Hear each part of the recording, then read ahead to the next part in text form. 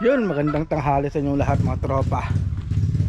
And welcome back again sa ating panibagong vlog. Alright mga tropa na, so nagmamasdan ko lang kasi itong mga nokis natin dito. Right.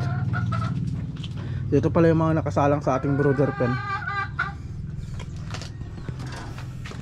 Ay, so sa vlog pala na to mga tropa, nais ko palang ipakita sa inyo yung resulta nung pag gagamot natin dun sa isang broodhen natin na tinamaan yata ng kuraysa. Sa tingin ko kuraysa yun mga tropa eh. So gamit pala natin is yung Amtil. So ngayon pala yung pangatlong araw na ginagamot natin siya. So sa pangatlong araw mga tropa, so ngayon hindi ko na pala siya pinatakan ng tubig sa asin. So tama na yung 2 araw na ginamot natin ng tubig sa asin, pero tuloy-tuloy pa rin yung pagbibigay natin ng ito Amtil. Ayan na siya mga tropa, oh. Ayun yung mata niya. So papakita natin mga tropa para makita natin yung resulta ng ating ginawa. Right. Alright mga tropa, so ito na pala yung manok natin. Ito yung ginamot natin na ayan o. Yan.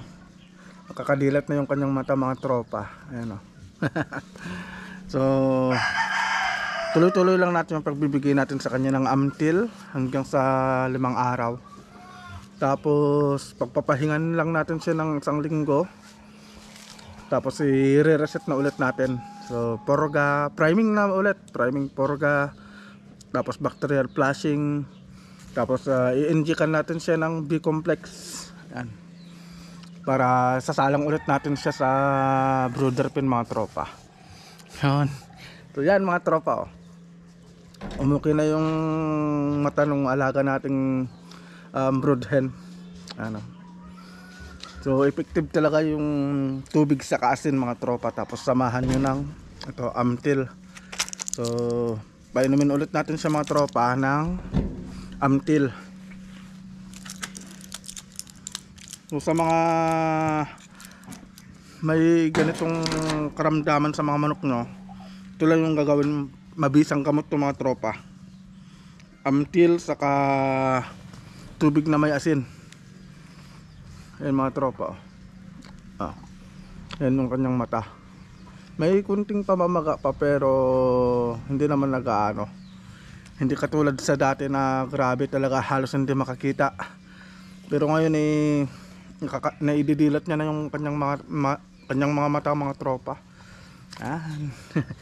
Buti na lang kanyo mga tropa napakon natin na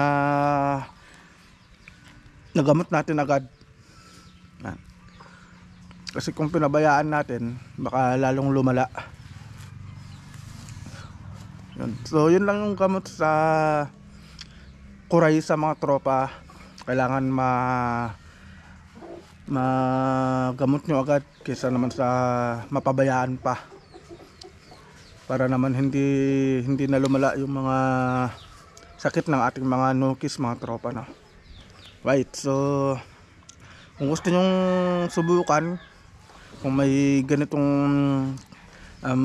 kalagayan yung mga manok nyo, ayun, tubig sa asin lang mga tropa. Yan. Alright, so dito na siguro matatapos tong vlog natin mga tropa. At ingat po tayong lahat and God bless. So see you po sa next na vlog natin mga tropa. Yun.